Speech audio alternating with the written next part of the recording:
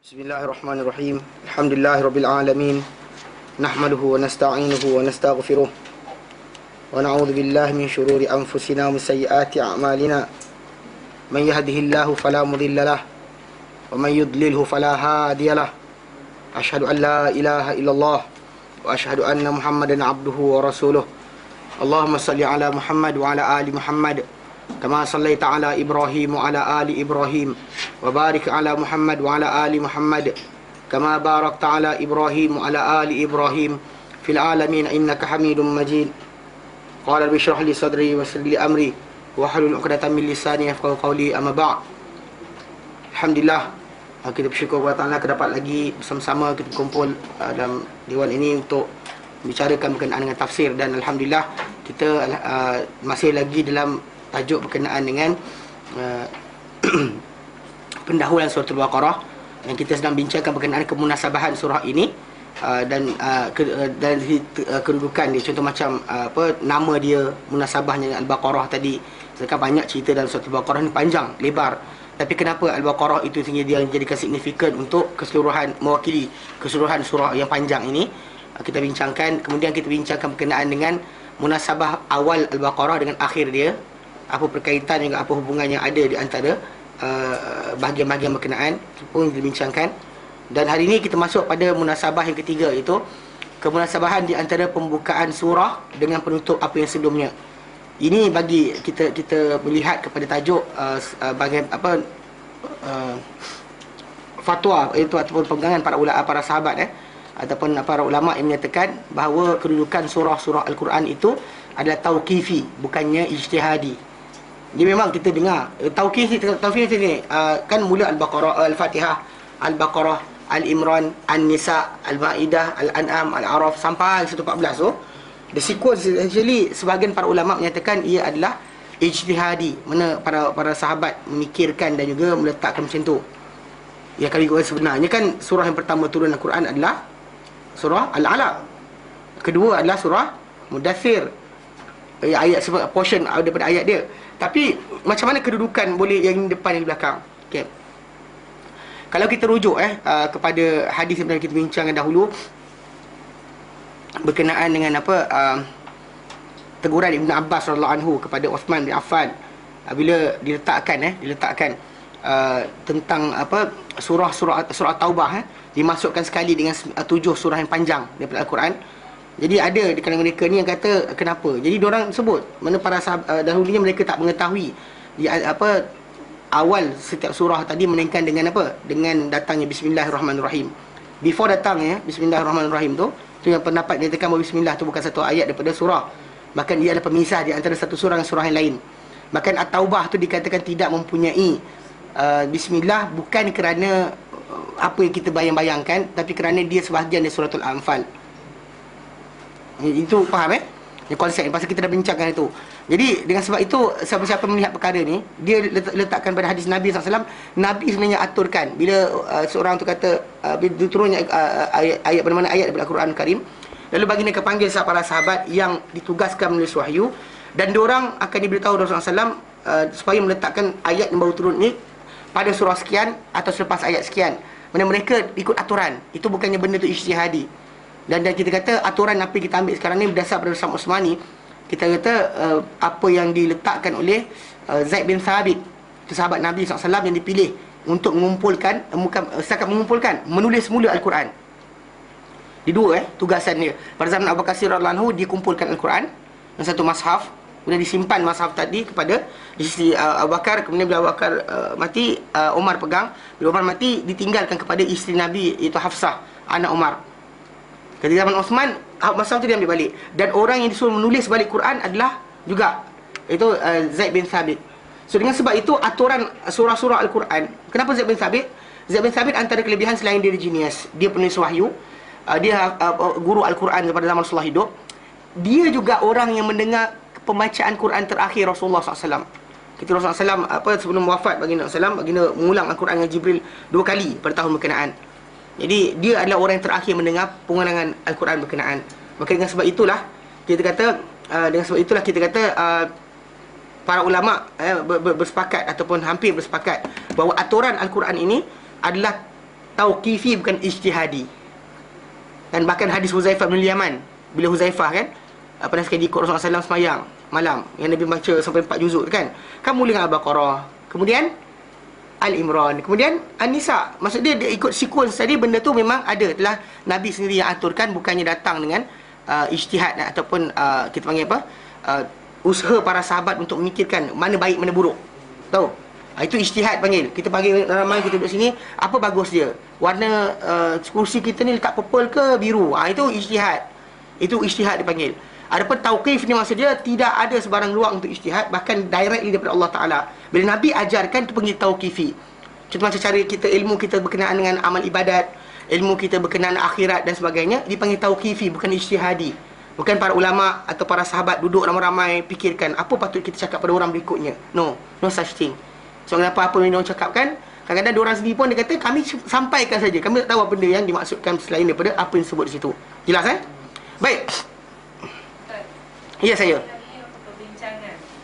Ijtihadi, yes, perbincangan. By discussion. Discussion, and kita orang ni duduk ramai-ramai, kemudian dia ni keluar pendapat, ni keluar pendapat. Jadi kalau itu panggil ijtihad. Kalau ni kata tauqif ni, tak boleh buat apa dah. Mana putih-putih, hitam-hitam. Daripada Allah SWT, macam tu rupa dia, macam itulah kita sampaikan. Macam contoh macam bila dalam Al-Quran Karim kata, bila warisan anak lelaki dapat 2, perempuan 1. 2 lelaki, perempuan 1. Mana lelaki dapat 2 bahagian, perempuan dapat 1 bahagian dalam faraid. Kita kata benda tu bukan ijtihadi. Walaupun bila kita bincangkan balik, betul.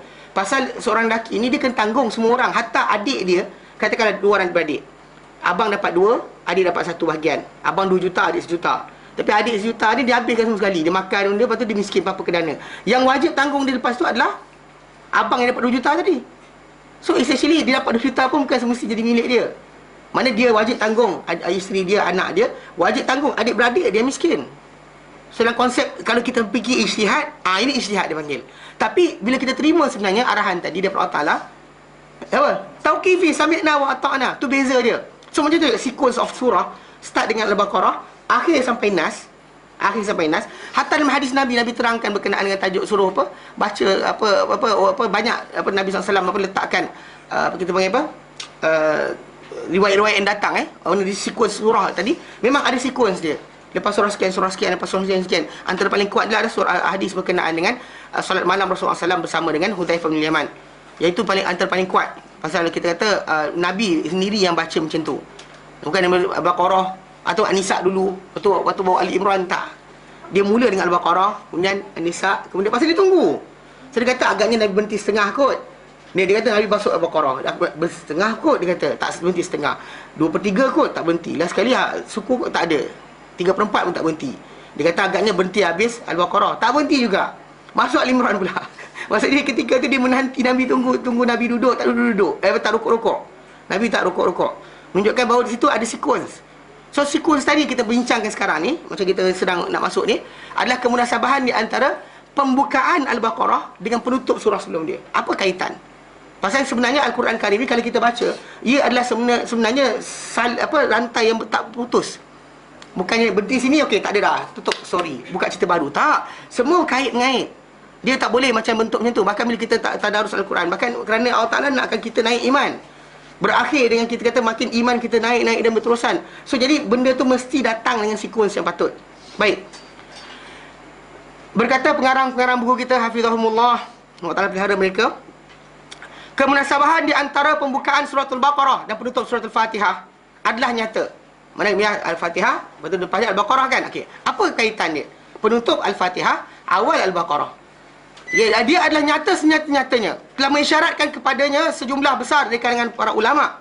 Dan kami nyatakannya, yang menyatakan di antara mereka adalah Al-Khubi, seorang ulama tafsir.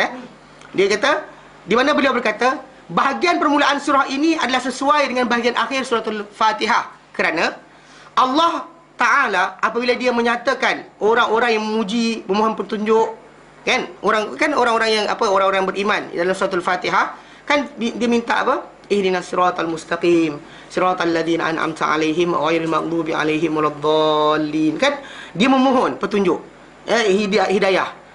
Tapi kena ingat kadang-kadang orang kita masalah sikit. Macam baru ni ada orang telefon saya, dia kata ustaz kata kena baca doa ni, kalau boleh kalau kita minta satu benda je, minta banyak-banyak.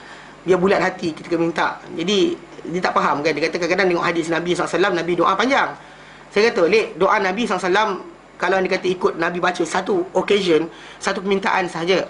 Bahkan kalau Al-Fatihah itu sendiri kita tengok, kan start daripada ihdinas siratal mustaqim, kita puji Allah Ta'ala, sanjung Allah, agungkan Allah. Lepas tu serah diri Allah Ta'ala. Kemudian kan kita masuk pada tajuk apa? Minta apa? Hidayah. Hidayah tadi diterangkan macam tu. Mana hidayah? Tunjuklah kami jalan yang lurus.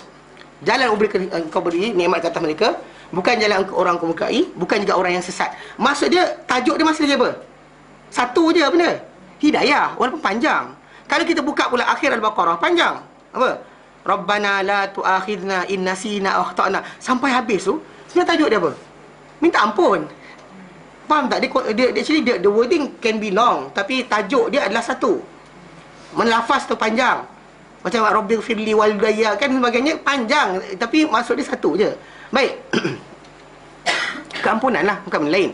Kadang-kadang orang dia minta ampun, kemudian dia minta pula kereta, kemudian dia minta pula anak lu sepeksa, kemudian dia minta pula apa lagi, suami jangan lari daripada dia. Kan? Panjang gila. Mintalah sesuatu kan. Mintalah sesuatu. Okay? 5 waktu kita ada. Kalau asing-asing kan. Kalau boleh, kalau boleh. Pasal beradab. Pasal kadang-kadang hati kita ni tak bulat dalam berdoa. Jadi itu sebab kenapa kadang kita rasa macam doa kita tak makbul. Bukan tak makbul. Dah minta. Dah ada benda kita minta banyak sangat kat situ. Dia Allah Ta'ala zahirkan sebahagian tu pada diri kita, kita perasan. Sebagian orang tak zahirkan dah, tapi kita tak perasan. Pasal dah banyak sangat. Kita tak tahu main mana satu kan. Kita minta macam-macam, tak tahu mana satu Allah timbulkan. Tapi kita kata baiklah minta satu benda, ikut berdasar pada apa? Keperluan kita. Apa kita perlukan, dan actually kat situlah kita minta. Yang ini sebab kenapa kita kata dalam doa berjemaah lepas mayang tu, kalau kita kata kalau tak dibuat lebih baik. Pasal setiap orang ni ada masalah masing-masing. Kan imam tu doa general. Doa general kebaikan, tapi masalah sekarang ni untuk kebaikan tadi tak semestinya bentuk dia satu. Kan untuk orang ni saya lain, untuk orang ni lain. Mungkin orang tu tak nak harta. Yang ni sibuk apa nak kahwin. Dia harta ada, dia kahwin tak ada. Yang ni pula sibuk berkenaan dengan kahwin. Apa harta. Kahwin dah. Yang ni pula dah kahwin, tak ada anak. Ya, faham tak? Everybody ada perbincangan yang berbeza. Dia kadang macam saya perasan. Ada satu masjid dekat Belas Selangor. Dia minta mana ketika mana kan antara imam khutbah tu kan. Imam cakap fastaghfiruhu innahu al-ghafurur rahim, minta ampunlah kepada dia, dia Maha Pengampun lagi Maha Penyayang. Maksud dia disuruh makmum semua minta ampun. Datang pula si Bilal ni, Allah, dia pun start selawat kan. Dia selawat dah tu. Okey, fine lah. Kemudian dia minta ampun. Kemudian dia minta rezeki tanpa disangka-sangka. Maksud dia wa antarzuqna min haitsu la nahtasib. Dia kata maksud dia minta rezeki. Dalam ramai-ramai tu ada orang yang benarkan benda lain. Kan? Ada orang macam-macam benda. Manusia ni ada macam-macam. Jadi konsep doa ni kena faham Jadi dia kata apa? Dia kata kat sini, dia kata Al-Khubi di mana beliau berkata, bahagian permulaan surah ini adalah sesuai dengan akhir surah Al-Fatihah. Kenapa? Kerana Allah Taala apabila dia menyatakan bahawa orang-orang yang memuji, memohon petunjuk, orang-orang yang memuji dia, kan alhamdulillahirabbil alamin arrahmanir rahim, kan mudah puji Allah Taala, minta petunjuk sebenarnya. Dia berkata, telah aku berikan kamu apa yang kamu pohonkan. Sesungguhnya aku dah bagi dah. Apa dia? Inilah kitab yang inilah kitab sebagai petunjuk bagi kamu. Namanya macam kita lihat ihdinas siratal mustaqim, masuk Al-Baqarah tiba, dzalikal kitab. Is saying that apa kamu minta, ini dia. Mana akhir Al-Baqarah, akhir Al-Fatihah minta berkenaan dengan petunjuk. Awal Al-Baqarah mulakan dengan petunjuk. Mana dia seolah macam jawapan kepada doa yang diminta. Mana orang yang minta hidayah, dan Allah Ta'ala kata inilah hidayah dia, inilah kitab yang menjadi hidayah kamu. Okey, maka ikutilah ia dan kamu telah pun mendapat petunjuk kepada jalan lurus yang kamu pohon dan pinta. Mana apa yang kamu minta, itulah dia. Mana jangan cari yang lain. Mana Allah Ta'ala kata kamu minta hidayah dan inilah dia kitab. Tapi orang kita sering tersilap. Mana minta hidayah, kitab dah sampai, tapi dia pergi mana? Dia masuk gua. Nah, ini betul. Saya bukan tipu-tipunya. Masuk gua, betapa dekat tepi sungai, tengok cerita Wali Sembilan Sunan Kalijaga. Dia ingat macam tu juga hidayah dapat pada dia. Apa pasal? Kan Quran dah ada, belajarlah Al-Quran, belajar. Tak faham bahasa Arab, belajar bahasa Arab. Tak tahu berkenaan dengan tafsir, belajar tafsir. Barulah kita kata betul kita nak memahami kitab yang diturunkan tadi, kita nak belajar sungguh apa Tuhan nak kita buat. Ini tidak belajar. Kita pergi berenamkan diri dekat dalam telaga lah, masuk gua dan sebagainya. Petunjuk tu dah minta. Sekarang dah ada dah. maka ambillah petunjuk ini. Itu maksud dia. Maka kalau dia kata orang tu tak cari petunjuk daripada Al-Quran Karim, maka dia sesat. Confirm sesat. Dan masuk gua ke, masuk hutan ke, kan, ambil bai'ah dengan orang ke dan sebagainya. Guru tak ngajar pun Quran. Guru tu ngajar cakap-cakap dia. Ni kadang-kadang konsep kita faham dalam masyarakat kita ni, dia lihat ada manusia yang boleh mendapat ilmu lebih daripada Al-Quran. Mana boleh? Takkan boleh. Sebab kenapa kalau kita kata contoh macam nak peringatan paling kuat, Al-Quran. Al-Quran adalah peringatan paling kuat untuk masalah dunia, untuk masalah qadar, masalah beriman, masalah takwa. Belajar Al-Quran. Bukan ambil daripada kata-kata manusia. Kata-kata manusia ni boleh betul boleh salah. Tu kadang-kadang bila zaman kita sekarang ni, contoh macam zaman dahulu, di pondok-pondok di Malaysia ni, dia orang niat dia baik untuk mengajarkan orang ramai takwa dan sebagainya. Tetapi sampai ke peringkat bila mereka ambil contoh macam kata-kata hikmah bin Athaillah dan sebagainya, kita katakan hikmah orang tertentu, dia manusia. Sepatutnya kata-kata dia menjelaskan Al-Quran, bukan Al-Quran jelas kata-kata dia.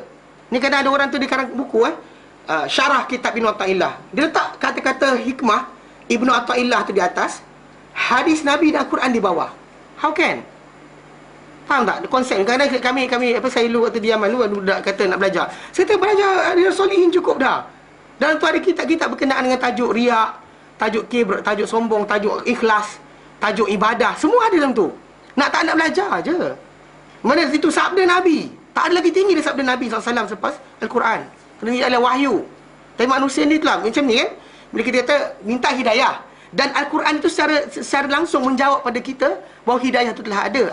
Apa dia? Al-Quran. So belajar Al-Quran, belajar ilmu-ilmu Al-Quran, belajar penjelasan Al-Quran. Boleh kita tahu, boleh betul kita mendakwa diri kita ni meminta hidayah, dan bila Allah Ta'ala bagi hidayah, kita ambil hidayah berkenaan dan kita pelajari. Kita asimilasi dalam hidup kita. Ini problem dia. Minta hidayah, Allah Ta'ala bagi hidayah, kita lari tempat lain. Faham tak? Lari solution lain. Alasan apa? Arab. Dia bukan Quran, bahasa Arab. Betul lah bahasa Arab, belajarlah. Kan, bahasa Inggeris boleh belajar. Tengok movie pandai, cerita Korea tengok, tak faham pun. Kan, orang tu kan. Betul tak? Tak faham pun apa orang cakap, tapi nak seronok tengok. Jijik-jijik air mata. Apa hal? Kan? Maksud dia belajarlah Al-Quran. Belajarlah Al-Quran sampai kita menjijikkan air mata. Pasal ini adalah hidayah Allah Ta'ala kepada kita. Faham tak konsep yang sebenar?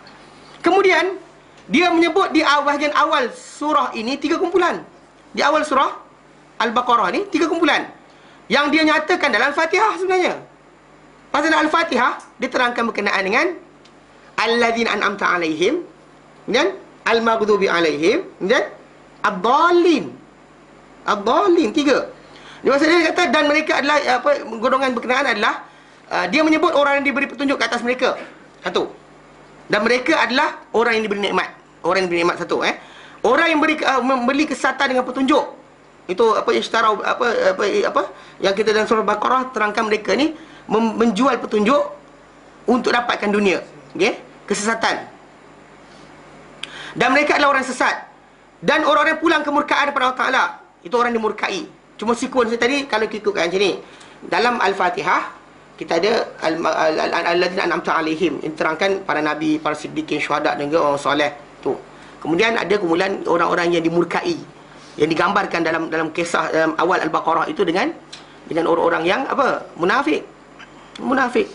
Okey, dan juga orang-orang yang sesatlah. Ada orang sesat. Mana dalam Al-Baqarah pun ada 3 awal tu. Ada orang beriman, itu alladzina an'amta alaihim, macam dalam surah Al-Fatihah. Kemudian ada innal ladzina kafaru sawaun alaihim a anzartahum am lam tunzirhum la yu'minun, orang kafir. Balik pada dhalin, orang sesat yang tak tahu jalan.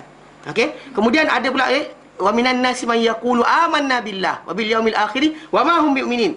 Ini kumpulan yang maghdub, berkata bahawa dia beriman tapi tak beriman, dimurkai teruk. Bahkan kemurkaan Allah Ta'ala kata orang munafik ini dahsyat. Dahsyat. Pasal apa? Pasal mereka ni letakkan surah Nisa kata di lapisan paling bawah neraka, lebih bawah daripada ahli neraka yang lain.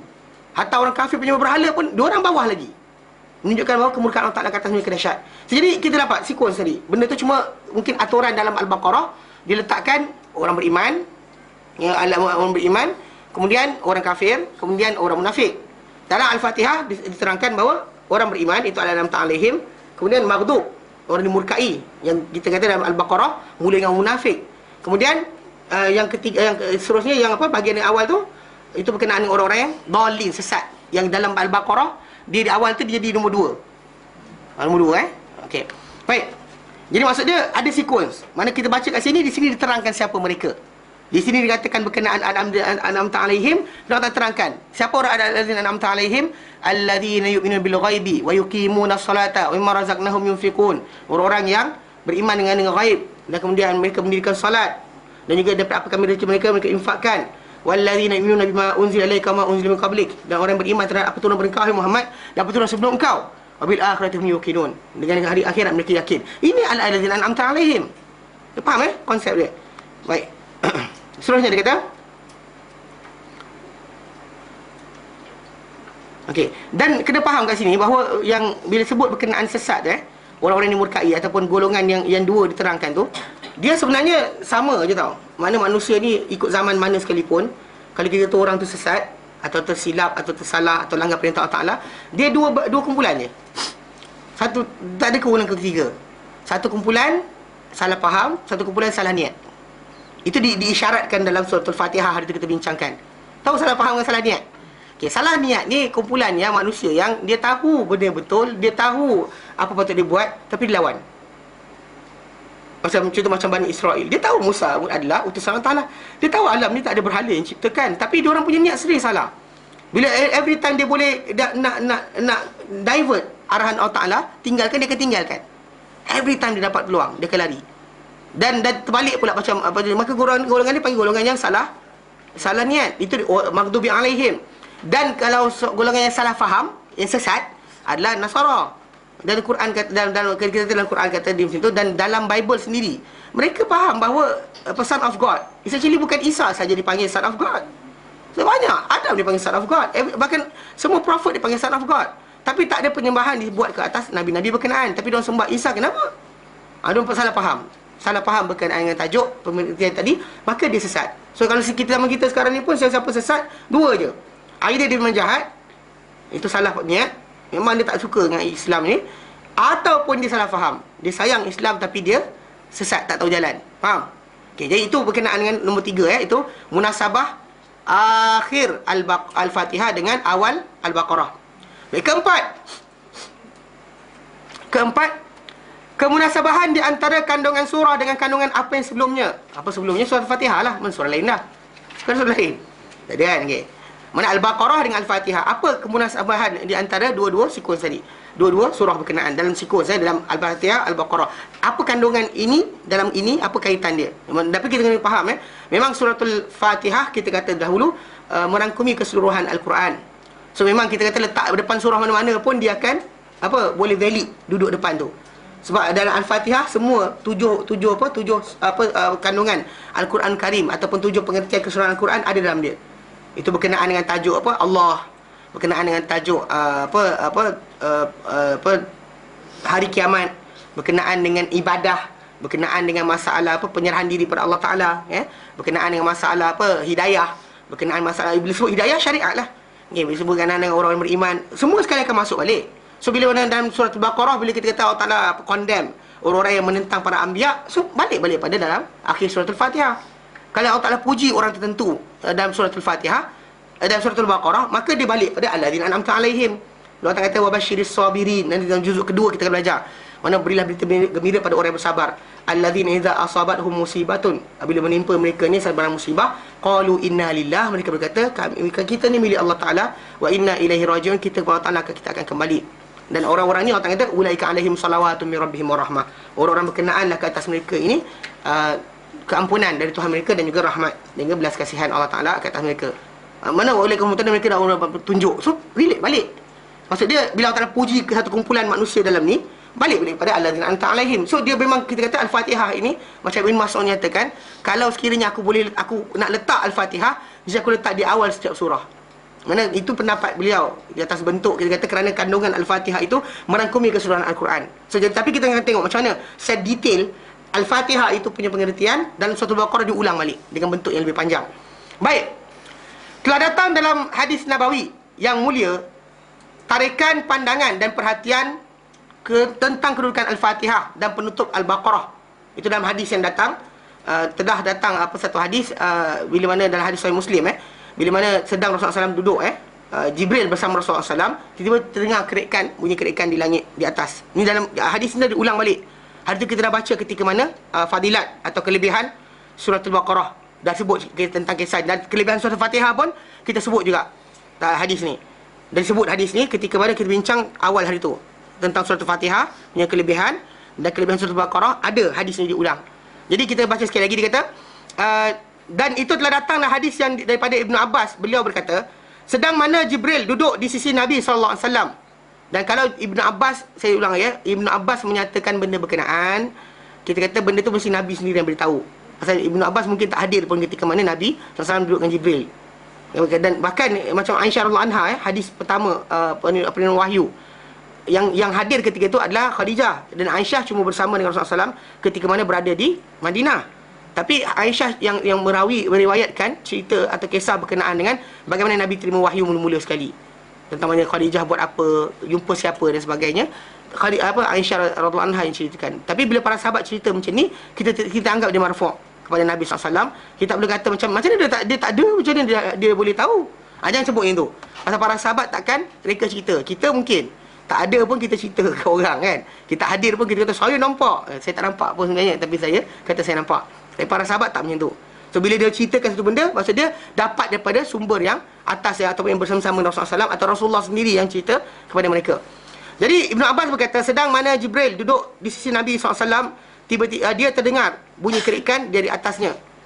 Okey. Kemudian lalu dia mengangkat kepala sambil berkata, Jibril angkat kepala dia ke atas dan berkata, ini adalah satu pintu dari langit yang telah dibuka hari ini, yang tidak pernah dibuka sama sekali melainkan pada hari ini. Maka turun darinya satu malaikat. Maka dia berkata, ini satu malaikat yang telah turun ke bumi, yang tidak pernah turun sama sekali melainkan pada hari ini. Mana malaikat tak pernah turun except for that day. Okey, mana Jibril berkata, dia tengok bunyi macam pintu dibuka, dia toleh.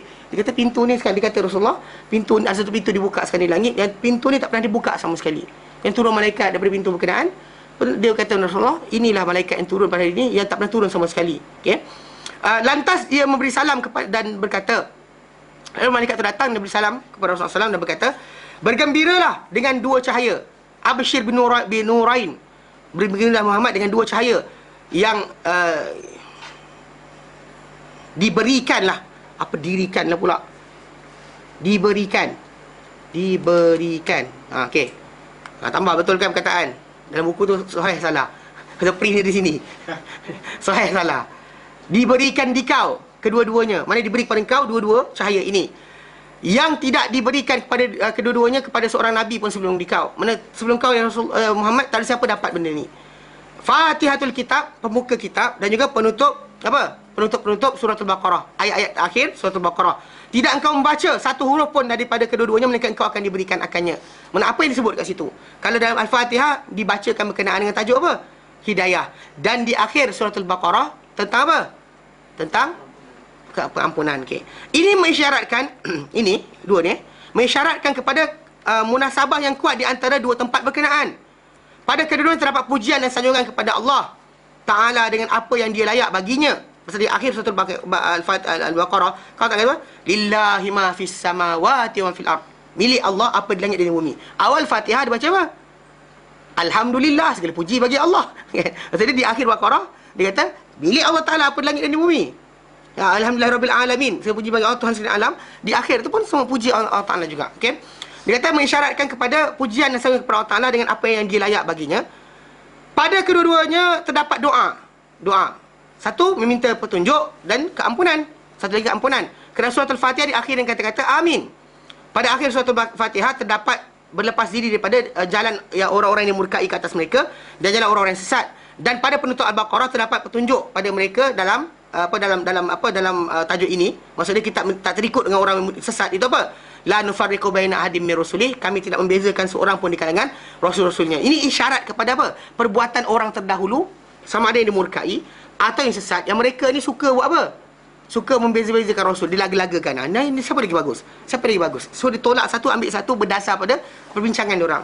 Sedangkan setiap para anbiya datang untuk memberi petunjuk pada mereka. Bila yang lepas hilang, yang baru datang, yang baru tu dia kena ikut. Jadi kadang-kadang orang kena nafsu yang mereka ada, keinginan mereka sendiri, mereka kadang-kadang tolak yang kedua. So apa? Masih nak pegang yang pertama. Bukan pegang pun, jadikan alasan nombor satu tadi untuk tidak ikut yang nombor dua. Itu perbuatan mereka. Jadi kita kata bila Allah Ta'ala sebut dalam surah Al-Fatihah, akhir dia, kita meminta supaya dijauhkan kita daripada jalan orang-orang yang dimurkai atau jalan orang sesat. Di akhir Al-Baqarah diisyaratkan bahawa sifat orang beriman ni, diorang berkata apa? La nufarriqu baina ahadin min rusulih. Tidak akan membezakan seorang pun di kalangan rasul-rasul Allah SWT. Menunjukkan itu bukan sifat yang elok untuk dilaksanakan, maka kena tinggalkan sifat tersebut kerana ia adalah di antara amalan orang-orang yang dimurkai atau orang yang sesat. Jelas? Jelas? Okey.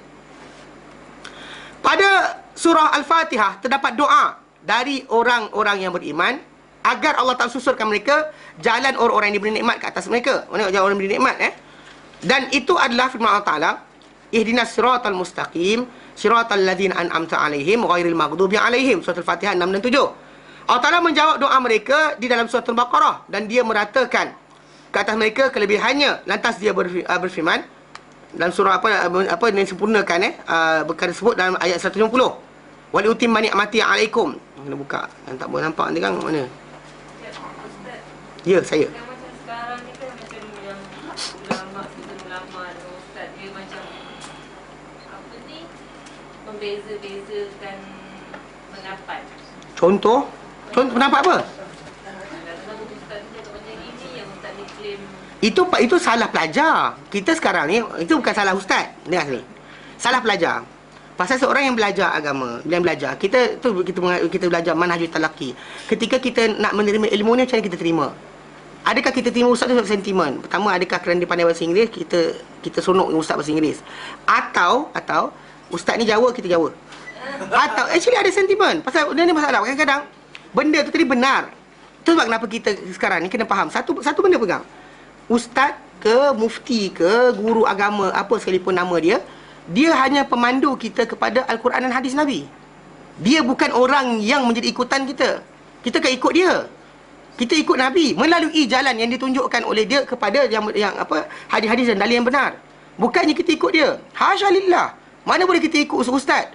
Tak boleh, haram kita ikut ustaz. tak adalah ikut ni, tapi macam diorang ni mengelirukan Kalau dia kata orang tu dah tahu manhaj dan juga tata cara, tak kisah orang tu datang depan dia, tak kisah. Sebab apa? Kan saya kata itu. Dalam hadis Nabi SAW, bukan ustaz Dajjal. Kalau Dajjal sendiri datang pun, kan dalam hadis yang kita bincangkan hari tu,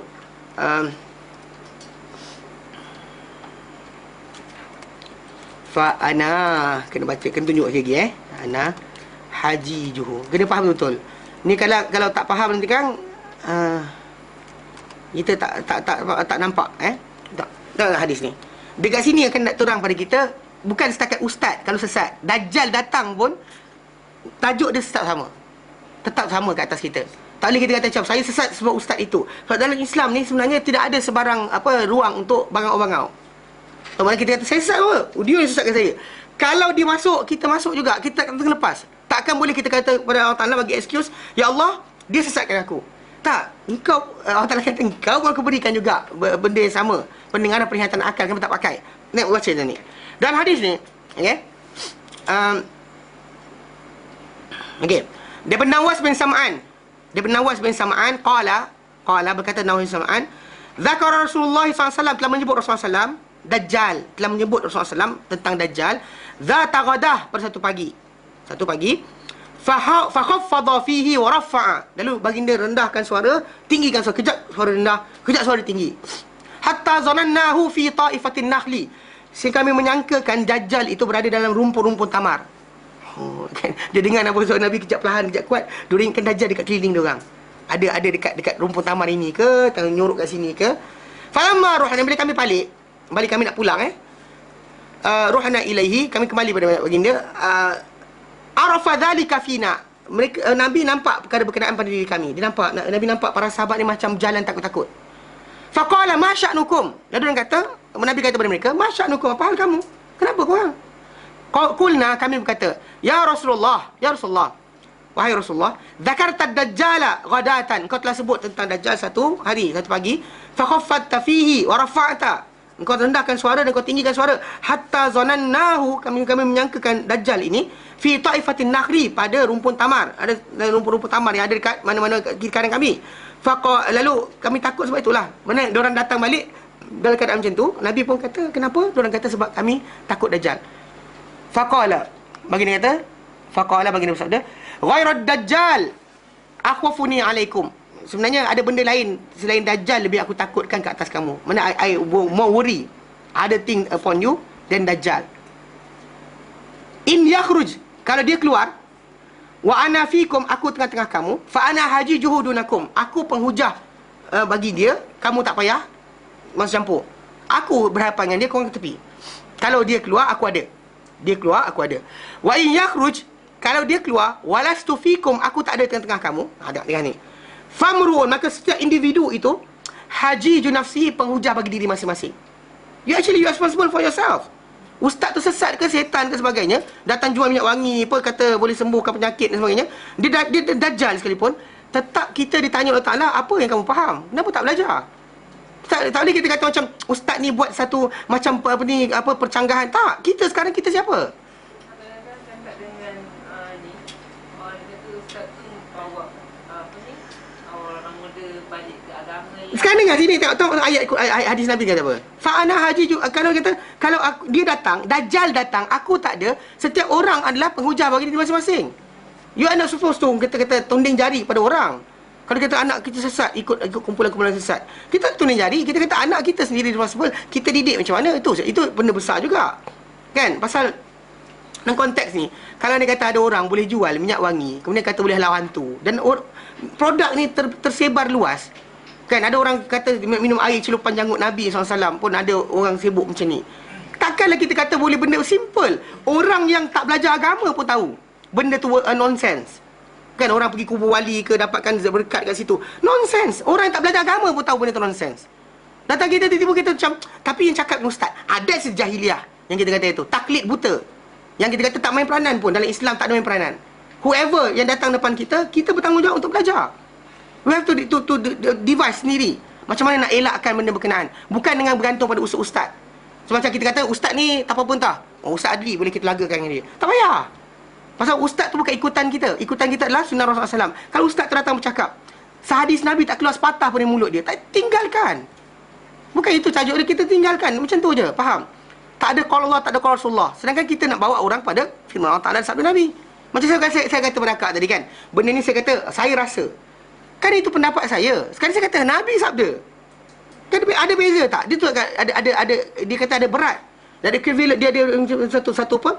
Weight yang berat kat situ. Bila sabda Nabi ni adalah petunjuk. Nabi kata, kalau aku tak, dia datang, kalau dia keluar, walastu fikum, aku tak ada tengah-tengah kamu, famru'un, maka setiap individu itu haji nafsihi, penghujah bagi diri masing-masing, wallahu khalifati ala kulli muslimin. Dan Allah Ta'ala lah penggantiku bagi setiap orang yang muslim ni.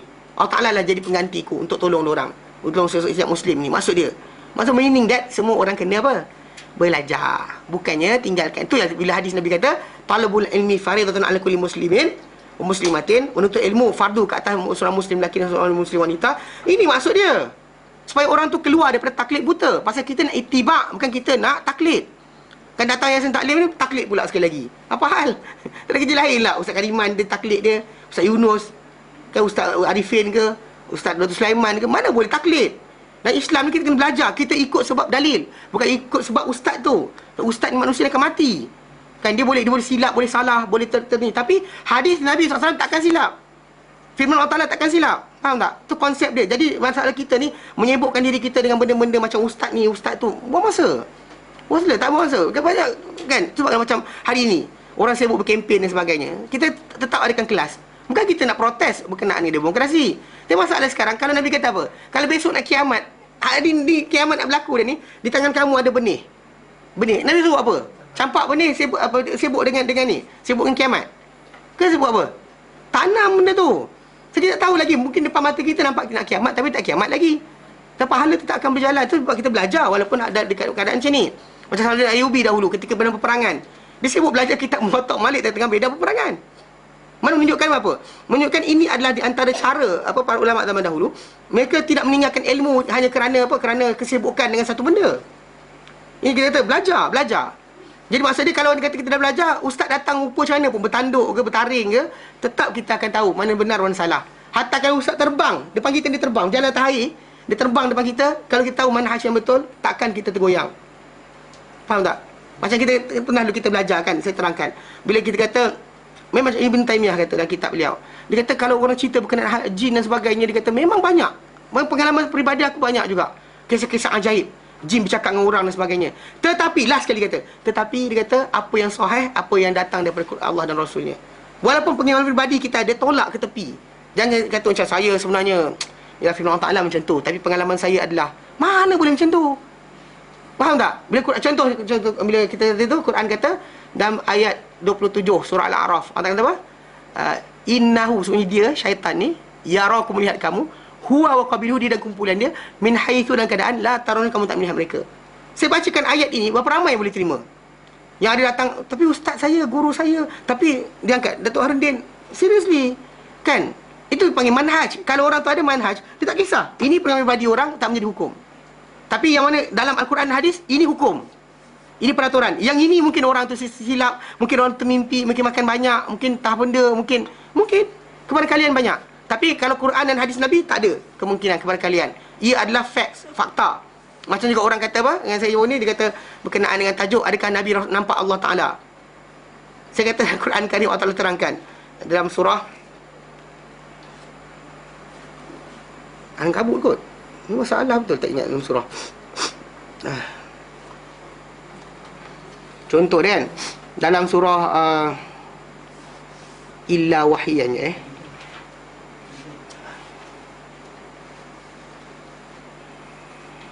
Asyura ayat 51.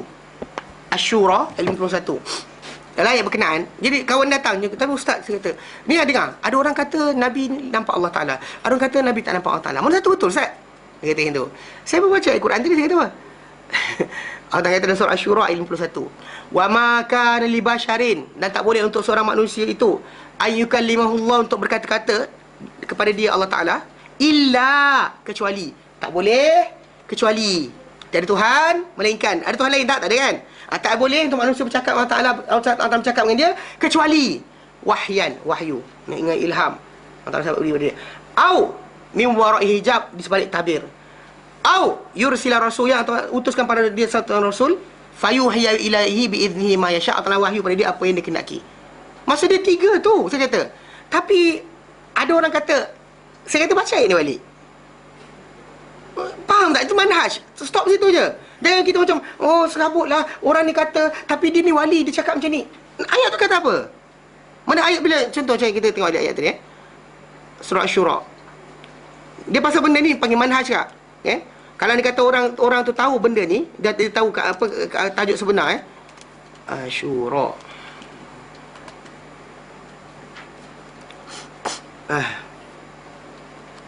Ayat 51. Kita dengar banyak orang kata kan. Sekarang dengar Allah Ta'ala kata. Takkan kita lawan lagi. Masalah orang kata kan. Dengar ni. Ayat berkenaan menyatakan a'udzubillahi minasyaitonir rajim.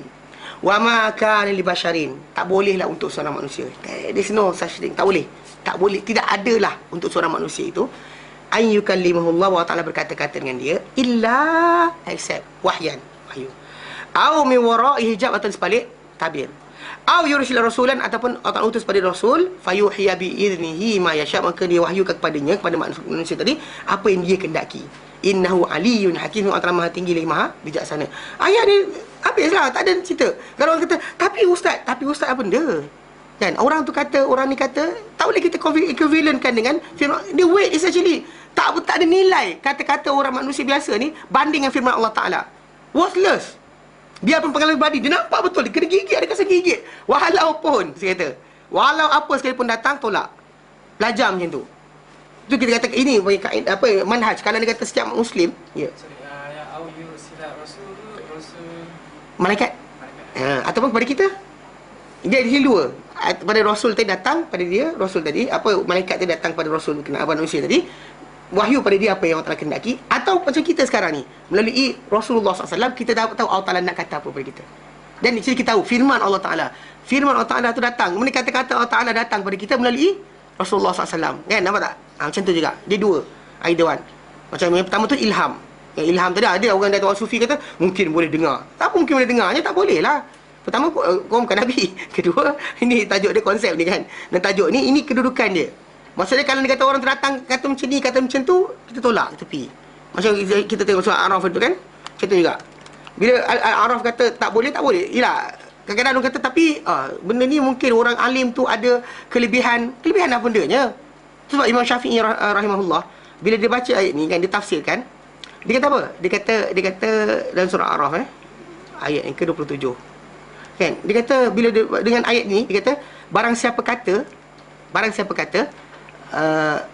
nampak jin, penyaksian dia tertolak. Imam Syafi'i kata dia tak boleh saksi tengok anak bulan tak boleh, saksi cerai kahwin nikah cerai tak boleh, saksi tak boleh jadi saksi untuk penjagaan, tak boleh saksi untuk hudud pun tak boleh kalau nak kata nampak jin. Tapi saya kata macam ni kan, banyak orang kata tapi ada ustaz tu, tapi perasan tak kita tak ada weight. Pasal Allah Ta'ala nyatakan ayat ni innahu 27 ayat Araf innahu sebenarnya dia yarakum, melihat kamu, huwa wa qabiluhu, dia dan kumpulan dia, min haitsu, dan keadaan la tarawnahu, kamu tak melihat mereka. Stop situ je. Kalau orang kata saya nampak alam gaib, tolak ke tepi. Tapi dia sebagai serban, tolak ke tepi. Dia datang dari Yaman, tolak ke tepi. Tolaklah, apa masalah dia? Quran datang. Takkan kita kata macam orang kata zalikal kitab la raiba fi, macam kitab tu la raiba fi. Takkan nak kata tapi lagi. Dia itu poin sebenar. Jadi kalau benda tu ada asas ini pada manusia, pada orang zaman kita sekarang ni kak, tak ada masalah. Siapa datang pun, ustaz apa kan, ustaz tu terbang ke, pakai serban macam ni, terbang ke, pakai jubah, dia terbang pula ke, no such thing. Tak pening kepala. Misalnya dengan kawan kita lah, so kita cakap hari tu kita gelar benda, lepas tu kita punya responsible dengan dia tu kan, kita dah Pertama sekali akak seorang perempuan tak wajib apa-apa. Laki yang wajib. Untuk dakwah tak ada wajib, wajib atas laki. Dia atas suami dia. Akak tadi akak je. Tu bagusnya Islam ni, perempuan tak disuruh buat kerja macam ni. Kalau tidak ada sibuk pusing kepala. Perempuan ni actually dia worry lebih daripada lelaki. Lelaki boleh jalan-jalan macam lantak kau lah, dia kata gitu kan. Perempuan tak boleh, dia sibuk. Tidur malam pun depan muka suami dia, dalam kepala dia masih ingat kawan dia. Mana bolehnya tu? Dengan sembahyang tak boleh je, buang masa. Don't waste your time. Jangan buang masa macam tu. Pasal kita kata laksanakan apa Allah tanggungjawab atas kita dahulu. Kalau untuk perempuan tak ada masalah bab tu. Bab hatta ma'ruf nahi munkar dan sebagainya, untuk wanita tak wajib. Untuk lelaki wajib. Untuk perempuan tak wajib. Masalah dia. Jadi kejar syurga ikut jalan Allah Ta'ala bagi. Jangan kejar yang lebih. Nanti kan masalah, kita tension kan, kenapa dia tak dengar cakap aku. Satu benda masalah, perempuan ni kalau orang cakap dia tak dengar, dia marah. Kan dia nasihatkan. Dia kata jalan, contoh macam ni, jalan raya, dia bawa kereta, konan kanan, dia tak ada konan. Dia tension sampai balik rumah tak puas hati. Contohnya lah kan, itu kata orang, dia tidak tahu. Okey, betul kan? Okey. So konsep dia sekarang ni, bila akak nampak benda berkenaan, ignore je, tak tahu. Kita nasihatkan, sampaikan, tak dengar cakap sudah. Itu cara Islam. Atas lelaki je wajib sampaikan, pujuk dan sebagainya. Untuk perempuan tak wajib. Jaga diri dia, jaga suami dia, jaga perintah Allah Ta'ala, jaga hormatan dan sebagainya, sembahyang pada waktu patutnya, puasa pada bulan yang waktu datang. Dah. Di akhirat nanti diberikan untuk dia apa? Masuk pintu syurga mana dia nak. Pintu syurga mana dia nak. Kedudukan Abu Bakar radhiyallahu anhu. Abu Bakar dia tiap hari dia buat benda berkenaan. Nabi pernah tanya, siapa mencuri siapa bersedekah hari ni, awak angkat. Siapa solat sunat hari ni, awak angkat. Siapa puasa, semua dia angkat. Tu bila Nabi ceritakan dalam syurga ni ada pintu yang orang yang masuk tu Rayyan. Orang kita dengar Rayyan, oh sedapnya Rayyan, anak nama Rayyan. Ini nama pintu syurga. Disebut Rayyan, bukan Rayyan. Okey, jadi dia pintu syurga akan dimasuki oleh orang puasa je. Dan Nabi kata dalam syurga ni ada pintu jihad, pintu sekian. Bila masuk ahli dia, ditutup pintu berkenaan, orang yang tak boleh masuk dah. Semua tak boleh masuk dah. Betul Abu Bakar kata, ya Rasulullah, ada tak orang boleh dipanggil daripada setiap pintu? Nabi kata, aku harap engkau lah orangnya. Tapi perempuan tadi yang Nabi berikan dalam Musnad Ahmad, Nabi kata, dia jaga kehormatan dia, taat Allah, taat Rasul, taat Allah Ta'ala, taat suami dia, jaga kehormatan dia, puasa pada waktunya, pada bulannya lah. Lepas tu kemudian solat pada waktunya. Nescaya di hari akhirat diberikan dia satu kelebihan. Apa? Masuk pintu syurga mana dia nak. Bayangkan besar tak besar. Jadi kadang kita sibuk dengan benda-benda berceramah lah, benda tak pasal ceramah. Duduk India kat rumah. Ni kan itu berceramah pula. Betul bagus menyampaikan, tapi just in group lah. Jangan pergi public pula, dengan gendang pula lagi. Kan, dengarlah buat Islam semua subuh orang habis sahur tengok muka ustazah tu. Gendang, aku tak faham betul. Kenapa? Faham konsep dia? Jadi dalam tajuk ni ada ustazah tu seorang tu, dia bergendang tu. Saya ingat saya balik 2007 tu, kita apa hal ustazah ni bergendang dalam kan buka puasa macam apa hal dia gendang dekat televisyen. Saya pun tertanya lah juga. Tapi cerita dia gitulah. Konsep dalam Islam ni sudah simple. Each of us cari jalan masing-masing. Jalan orang bertunjuk tadi jual luas. Hatta seorang penjaga yang benar, yang tak menipu, jujur, akan dapat kedudukan duduk bersama para anbiya di akhirat nanti. Dengan syarat dia tahulah ruang dia. Maksud dia bukan kena ruang macam-macam. Mungkin dia tak mampu untuk berdakwah. Mungkin tak mampu untuk dia bercakap berkenaan dengan amar ma'ruf nahi munkar. Tapi Allah Ta'ala beri dengan ruang apa? Menjaga tadi, dia jujur, amanah. Dengan sebab itu dia akan bersama di akhirat dengan para nabi, para siddiqin dan para syuhada di hari akhirat nanti. So, kejar jalan masing-masing. Ni sibuk kelang kabut ikut jalan orang buat apa? Kita tak mampu kena ikut jalan orang lain. Faham Baik. Seterusnya B. Mana kandungan Al-Baqarah dengan Al-Fatihah. Apa kesinambungan Pada surah Al-Fatihah terdapat doa daripada orang yang beriman agar disusurkan mereka jalan orang yang menikmat ke atas mereka. Oh, ini sudah tadi. Okey. Ayat tadi kan. Saya tadi nak buka ayat tu sebenarnya. Dia tolong lompat di tempat lain. Okey, maksud dia sini. Kalau tak kata maksud dia nikmat tu telah pun diberikan dalam surah Al-Baqarah ayat 150. Al-Baqarah 150 Dari ayat berkenaan Allah nyatakan. Okey. Kan bila Allah kata wa min haitsu kharajta fawalli wajhaka syatral masjidil haram. Dan daripada arah mana saja kamu keluar, maka hadapkanlah wajah kamu ke arah Masjidil Haram. Ini masalah kiblat. Wa haitsu ma kuntum, di mana saja kamu berada, fawallu wujuhakum syatrah, hadapkanlah wajah kamu ke arahnya. Kenapa kamu patut buat macam ni? Li alla yakuna lin-nasi 'alaikum hujjatun, supaya tidak ada ke atas manusia, untuk manusia ke atas kamu sebarang hujah illa allazina zalamu minhum, kecuali orang yang zalim terus akan bercakap juga. Pasal orang bila Nabi arah kiblat Nabi tukar daripada Baitul Maqdis tukar ke Kaabah, banyak bercakap. Ini bercakap. So jadi biarkan begitu. Fala takhshawhum, Allah kata jangan kamu takutkan mereka. Wakhshawni, takutilah kamu akan aku. Wali utimma ni'mati 'alaikum, dan supaya aku dapat sempurnakan ke atas kamu nikmatku. Mana penyempurnaan nikmat telah turun, tapi apa? Sempurnakan lagi. Wala'allakum tad'un, kamu dapat petunjuk. Kan kita kata minta kan ihdinas siratal mustaqim siratal ladzina an'amta 'alaihim, jalan orang yang nikmat ke atas mereka. Dan sekarang ni maksudnya Allah Ta'ala kata supaya aku sempurnakan nikmat aku ke atas kamu. Maksud dia benda tu ada relate. Pasal jalan orang yang nikmat tadi, mereka ni taat kepada Allah Ta'ala tanpa persoalan. Biarpun nampak macam tak logik, apa hal ke sana, dia tetap kata sami'na wa ata'na. Itu sifat orang-orang yang nabi, para nabi, siddiqin, syuhada, orang soleh. Dan dalam ayat ni 160 surah Al-Baqarah, Allah Ta'ala beri hint yang sama. Pasal bila Allah Ta'ala suruh mereka menghadap kiblat, kan kita kata orang akan bercakap, orang akan berkata, orang akan kata sekian dan sebagainya. Jangan hiraukan mereka, tapi kena patuh saja perintah Allah Ta'ala. Kenapa mereka cakap tadi tak ada nilai, worthless untuk kita fikirkan. Jadi dalam sini Allah Ta'ala kata wali utimma ni'mati 'alaikum, supaya aku sempurnakan nikmatku ke atas kamu, dan kamu menjadi golongan yang sama dengan orang-orang yang awal. Tapi syarat dia apa? Kena ketaatan yang total kepada Allah Subhanahu Wa Taala tanpa berbelah bagi. Dan oleh yang akan berlaku. Faham?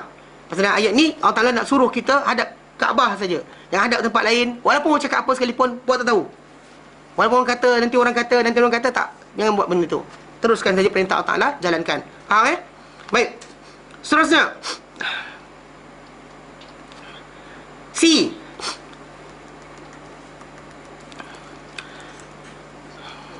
Lajulah pula. C. Surah Al-Fatihah mengandungi perakuan berkenaan rububiyah. Surah Al-Fatihah berkenaan rububiyah. Bila kita kata alhamdulillahi rabbil alamin, apa takbirkan alam, yang menciptakan semua sekali, yang mentadbir Jadi kita dan surah Al-Fatihah mengandungi perakuan berkenaan rububiyah, mengambil penyelamatan kepadanya dalam agama Islam, serta menjauhi ahli kitab. Mana kita minta dalam masalah Allah Ta'ala ni, kita kata nak dapat keselamatan pun kita minta Allah Ta'ala. Tu kita kata serah iyyaka na'budu wa iyyaka nasta'in. Allah Ta'ala Tuhan kita, maka hanya Dia kita sembah, hanya kita minta pertolongan. Dan menjauhi ahli kitab, di ujung tu jauhi ahli kitab. Pasal memang al-maghdubi alaihim dan ad-dallin, telah datanglah hadis yang daripada Adi bin Hatim, Nabi terangkan maksud maghdubi alaihim itu Yahudi, ad-dallin sesat adalah Nasrani. Dia orang ni bukan hanya kumpulan berkenaan. Maksud dia ketika masuk dalam Al-Baqarah, timbul pula munafik yang mengaku Islam tapi tak Islam, pun termasuk dalam maghdubi alaihim, yang tahu kebenaran tapi tentang. So jadi kita kata konsep berkenaan dengan Yahudi maghdubi alaihim dhalin, orang-orang Nasrani, dia adalah kepala contoh. Atau kita say apa? Sampel bagi kumpulan berkenaan. Pasal dapat wahyu, macam Yahudi dapat wahyu, tahu kebenaran tapi tolak perintah Allah Taala. Macam orang Nasrani pula tak tahu jalan. Nak kebaikan tapi tak tahu jalan, tak jumpa jalan kebaikan. Ada yang sampai tak kahwin, tengok habis dia digugurkan anak dekat bawah gereja dan sebagainya. Jadi masalah. Lepas tu pedofil kan kes yang padri-padri kan, sampai Vatikan pun tak dapat nak jawab. Kerana perbuatan padri-padri mereka dahsyat sangat. Padri-padri mereka ni seorang ada masalah. Sebab diorang kata bila padri itu dah jadi padri, dia tak boleh buat dosa. Cannot sin. Dia bukan maksud dia tak boleh buat dosa, takkan berdosa. Kau tahu, maksum. Bahkan tak boleh menipu, tak marah dan sebagainya. Itu fahaman mereka. Lepas orang tu melalui proses Holy Ghost datang, so tak ada dah jahat. Lepas tu tiba-tiba ada jahat pula, dia tak ada jawapan. Kita dah Islam, kita tak ada masalah. Orang tu datang bukan sebab besar mana pun, kita tetap dia ni manusia, boleh salah, boleh betul. Dia bukannya Nabi, dia tak ada masalah. Kalau dia tersesat pun, kita ada jalan yang betul lagi. Faham tak? Dalam Islam kita ada takdiskan sesiapa. Tapi kalau macam orang Kristian, dia takdiskan padri-padri tadi. Dia anggap tu padri tu macam wakil Tuhan, mengampunkan manusia. Mana Tuhan pada dia. Faham tak? Di konsep macam tu. Jadi bila diorang tak dapat jawapan berkenaan masalah ni, nak kebaikan tapi apa? Sesat jalan. Itu keadaan mereka. Tapi diorang contoh. Orang Islam kita pun ada kumpulan-kumpulan sesat kan. Zikir lompat-lompat macam spring pun ada. Macam headbanging gong gitu kan. Pun ada juga. Kan nak kebaikan. Kau tanya kenapa buat ni? Nak cinta Tuhan. Yang ada guling-guling macam orang Syiah pergi pukul badan dengan tu. Dia tanya dia nak apa? Nak kebaikan. Ada orang yang kata puasa panjangan, tak nak buka-buka, tak nak kahwin dan sebagainya. Kau tanya kenapa? Nak kebaikan. Tapi kebaikan tadi bukan dengan jalan yang salah. Pasal Nabi kata apa? Alaisalakum fiyya uswah. Tidak adakah untuk kamu pada diriku sebarang tauladan. Mana Nabi adalah orang paling tahu jalan kepada Allah Ta'ala. So Nabi tunjukkan jalan, ikut jalan Nabi. Jangan saya ikut jalan siapa yang lain. Jelas? Okey. Takdis ni memandang suatu orang tu suci. Macam saya kan, holiness kan. Kita letakkan the holiness in person. Macam takdis ni macam orang ni manusia biasa, tapi kita agungkan dia macam Tuhan. Referensi. Maksud, tapi kalau ikut bahasa takdis ni memang kita guna dalam kamus dewan pun ada. Mengangkat dia sampai peringkat macam ketuhanan. Itu je konsep ini kita kata yang tak boleh dalam Islam. Mana manusia itu manusia, ustaz tu ustaz, bagus hafal Quran, bagus, tak ada masalah. Kan hafal hadis, bagus. Kan rajin semayang, tapi tidak sampai peringkat jadi Tuhan. Itu konsep dia. Tapi dalam reverensi dan sebagainya kan, papacy, dia orang ada si konsep tadi, dia holy. Orang tu tak suka salah, tapi tiba-tiba ada kes keluar. Ada buat benda bukan. So nak jawab apa? So Vatikan tak boleh jawab. Kita dan Islam, kalau dia kata orang ni salah dan sebagainya, Ibnu Mas'ud pernah menyatakan, dia kata apa? Barang siapa nak mengambil tauladan, ambillah tauladan daripada orang yang telah mati. Kerana orang yang hidup tak selamat ke atasnya fitnah. It's actually still ongoing trial. Selagi mana hidup kita ni kan, kita datang belajar Islam Taklim, dapat dah pendahuluan surah Al-Baqarah, surah Al-Fatihah. Anda masih lagi diuji. Lepas ni pergi haji, pergi umrah, Anda masih diuji. Pernah menangis, kita semayang, pernah menangis kan, minta ampunan Allah Ta'ala. Lepas tu syaitan datang lagi tau. Mana ada macam satu hari tak ada syaitan datang. Kecuali anda gila je. Kenapa gila je syaitan tak datang dah? Dia buat apa? Dah gila kan, syaitan datang cakap, aku nak goda dia. Nak goda buat apa? Dia gila. Faham tak? Orang waras syaitan ni. Orang gila syaitan tak kacau. Faham tak? Secara konsepnya macam tu. Maksudnya kita kata dalam Islam ni, as long as anda balik berakal, masih tak mati, masih sedar, ada conscious, dan anda masih diuji. So mana ada siapa tak diuji? Tapi dalam masyarakat kita kadang-kadang ada kes orang pandang ustaz takkan berdosa. Siapa kata ustaz tak berdosa? Kan? Kat rumah dia tu pernah tengok, dekat rumah dia buat apa? Kan? Entah apa benda dia buat kat rumah kan, dan sebagainya lah. Itu konsep dia antara dia dengan Allah Ta'ala. Tapi tajuk ni dia bukan Nabi. Dia bukan Nabi. Jangan takdiskan dia sampai peringkat takkanlah ustaz tu buat salah. Siapa kata tak boleh buat salah? Kan? Itu konsep dia pasal dalam Islam ni kita tak ada takdis. Tapi dalam Christianity dan sebagainya ada.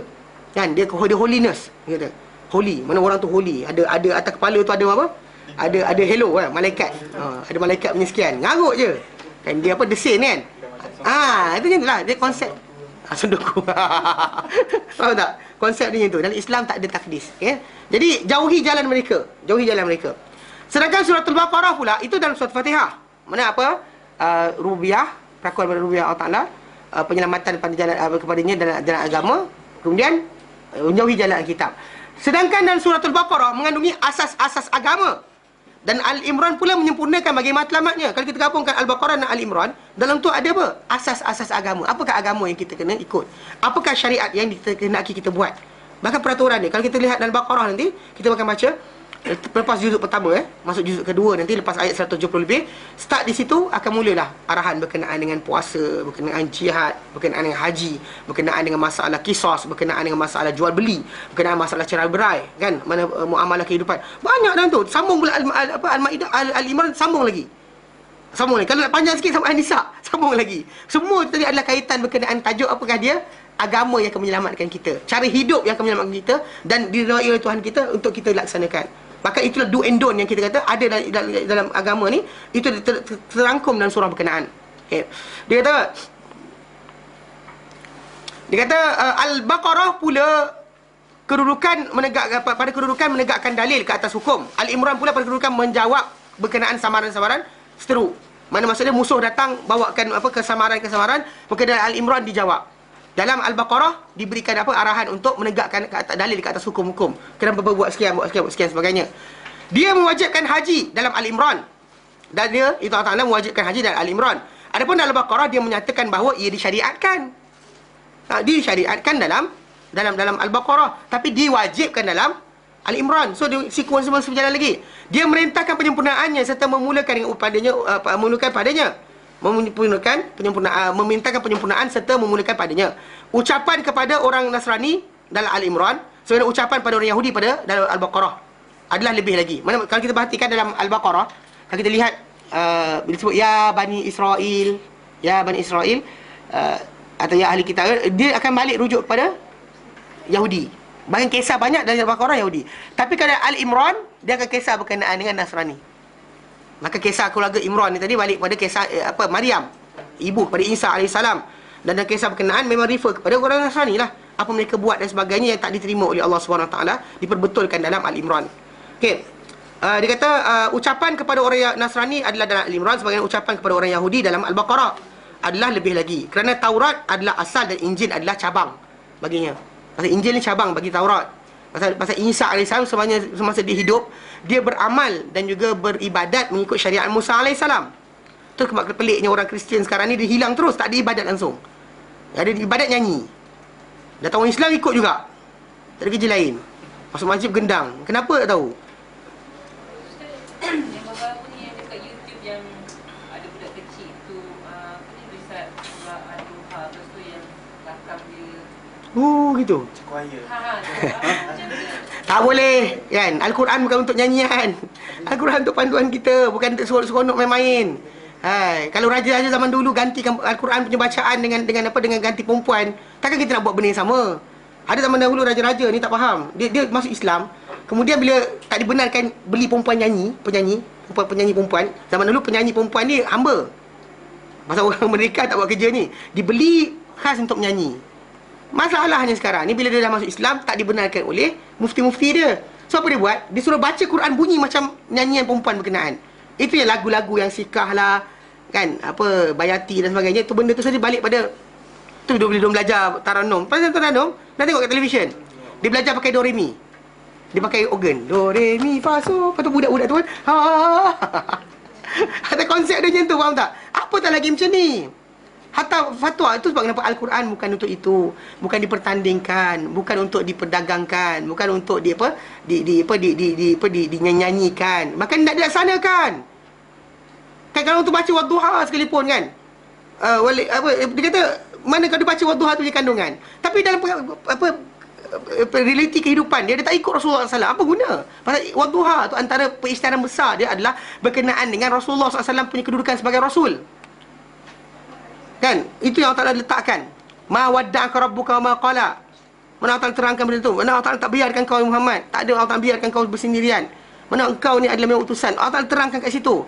So kita memang patut ikut Rasulullah SAW. Tapi orang tak ikut Rasulullah, nyanyi, seronok.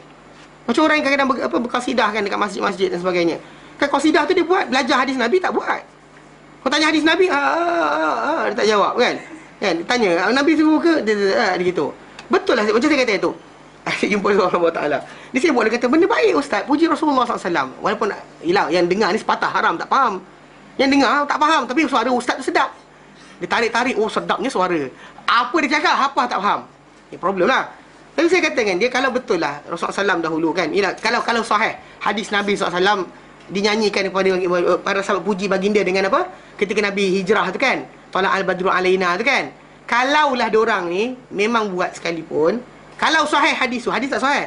Kalau sahih hadis tu, diorang buat sekali tu je tau. Tak ada Nabi keluar rumah je, sallallahu ala Muhammad. Dia masuk rumah je diam. Lepas tu Nabi keluar je, sallallahu. Kan letih tak? Tuan-tuan sekalian lah, kalau ada orang tunggu kat luar. Bila kita keluar je, contoh katakanlah orang tu nama Amir ke. Wahai Amir, kau lah hebat, kau lah sekian. Lepas tu dia masuk rumah, dia diam. Lepas tu dia keluar balik, wahai Amir, tengah malam pergi. Jenuh lah macam tu. Nabi pun tak ajar, para sahabat tak buat macam tu. Orang sepak. Dia kata sepak. Tak, confirm tak? Faham tak konsep dia sekarang ni? Puji Rasulullah bukan macam tu. Agungkan Rasulullah bukan macam tu. Muliakan dia bukan macam tu. Kalau tidak, para sahabat akan buat dulu. Kan? Bukan takkan boleh jadi.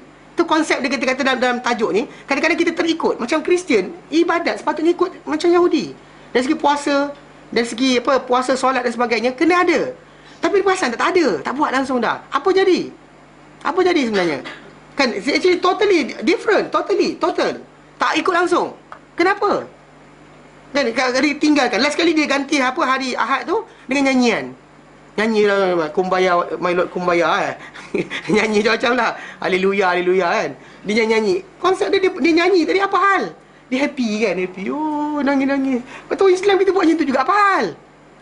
Kan ada separuh, saya dengar dekat masjid USJ tu, ada seorang orang Ta'ala tu datang, Habib apa entah nama dia. Lepas dia ceramah, dia panggil orang ramai, buat macam ni, ya Allah. Ada di YouTube. Ramai, everybody is actually doing that. Sebiji macam Kristian. Benarlah sabda Nabi SAW kata apa? La tattabi'unna sunnal ladzina min qablikum. Kamu pasti akan ikuti cara hidup orang sebelum kamu. Sunnah mereka, gaya mereka. Okay, teladan mereka, shibran bi shibrin, singkal bi singkal. Wa zira'an bi zira'in, sahata bi sahata, hatta singkal law salaku jurah. Tapi kalau mereka masuk terjun dalam lubang biawak, kamu pasti ikut mereka. Kalau macam tu. Pada sahabat kata, ya Rasulullah, al-Yahud an-Nasara, Yahudi Nasrani ke Rasulullah? Yang berkata, qala faman? Kalau bukan mereka, siapa lagi? Siapa lagi? Ini maksudkan. Tentu kita kata start yang sekarang ni, gendang dalam masjid dan sebagainya. Mana benda tu dijauhi, bukan diikuti. Kita cerita tentang orang, bukan macam tu. Faham tak? Konsep tu kan faham betul. Pasal orang-orang, pasal Taurat dan Injil tadi, masa kita perhatikan, orang Kristian tak ikut amalan. Mana dia amalan? Dia datang ramai-ramai, cerita tentang kebaikan dan sebagainya. Mana ibadat? Praying dah. Tu sebab masalah dia pray dalam bahasa Inggeris. Actually pray is actually oh Allah. Dalam Islam pray ataupun solat itu, dia dua. Solat tu, solat yang kita kata solat, kita solat, dan solat doa. Doa itu solat juga, tapi yang kita dalam syariat Islam, solat is mainly known as perbuatan dan percakapan yang berlaku, dimulakan dengan takbir, berakhir dengan salam, dibuat pada waktunya dengan niat. Itu yang kita buat tu. Tak dinamakan solat biasa dah. Faham tak? Kalau kecuali kalau kita Allahumma salli ala Muhammad, itu baru maksud dia solat doa. Doalah ke atas Muhammad. Faham Baik.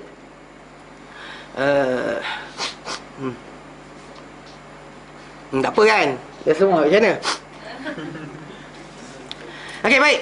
Dia kata Nabi SAW apabila baginda berpindah ke Madinah, baginda telah menyeru orang Yahudi dan menentang mereka. Manakala muamalah baginda dengan orang Nasrani adalah pada akhir urusan.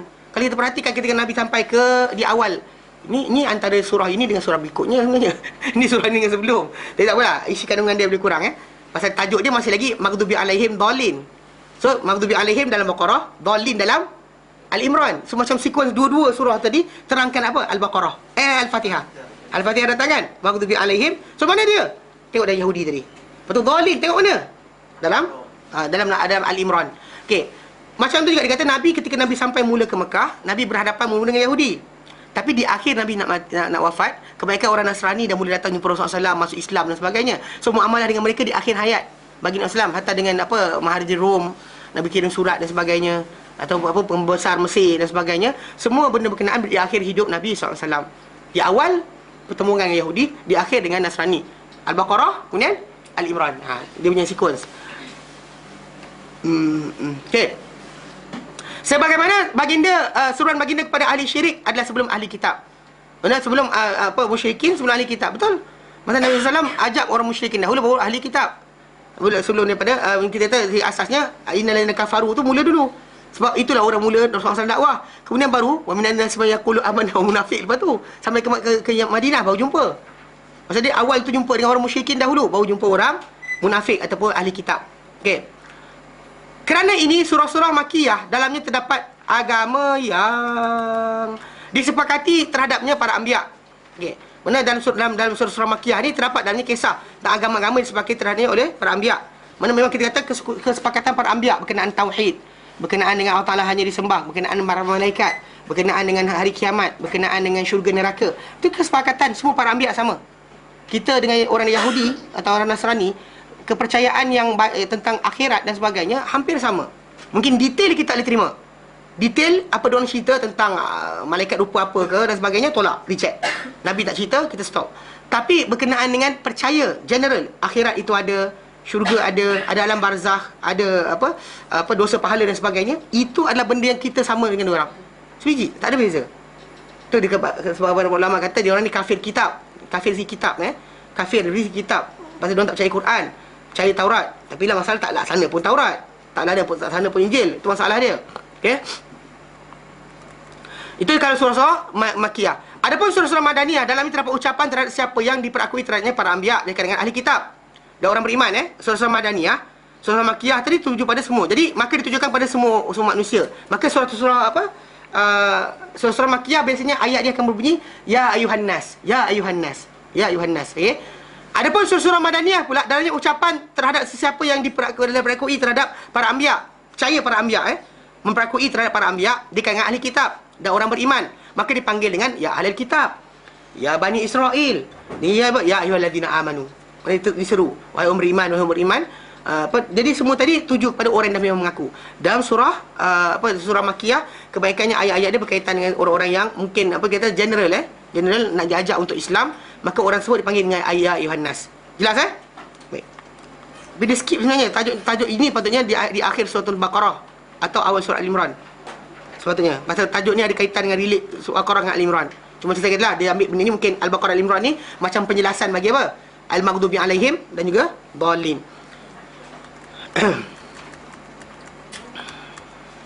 Baik. D ke tepu dah? Tak tepu D telah menyatakan sesengah ulama bahawa surah Al-Baqarah merangkumi perincian apa yang dirumuskan oleh suratul Fatihah. Sebagian para ulama kata apa dalam suratul Baqarah itu sebenarnya perincian dia adalah dia ada perincian. Al-Baqarah tadi ada perincian bagi apa dalam suratul Fatihah. Okey. Contoh satu, firman-Nya Subhanahu wa taala, segala puji alhamdulillah. Perincian aja, segala puji milik Allah. Perincian dia di mana? Perincian ni adalah apa yang terhimpun dalam perintah untuk mengingati di dalam beberapa ayat serta dari doa. Firman Allah Taala, okey, dia kata ud'uni astajib lakum. Ud'uni astajib lakum. Maksud dia macam ni. Bila Allah Taala kata segala puji milik Allah Taala, dalam kita kata puji Allah Taala ni terhimpun dalamnya perintah untuk mengingati. Bila puji milik Allah Taala maksudnya kena ingat Allah Taala lah. Dan juga dalam ayat serta dia kena doa kepada Allah Taala jugalah. Pasal hanya dia lah boleh memberi kepada kita segala benda. Pasal dia, contoh kita puji siapa saja depan mata kita, macam sini, di depan orang ni, dia ni tolong kita sebab kita tak dapat nak pergi belajar dulu, dia yang tanggung kita. Dia ni nak hadir, Allah Ta'ala wujudkan. Bukannya dia datang macam magically happen, tak. Dia datang, Allah Ta'ala wujudkan. Kemudian environment, tempat belajar, masa kita kesakitan, badan, suhu tubuh badan kita sihat dan sebagainya. Untuk dapat sekeping sijil, kita ada dekat situ elemen yang banyak membantu kita. Semua sekali aturan Allah Ta'ala. Kalau kita nak tuju pada satu saja tak boleh.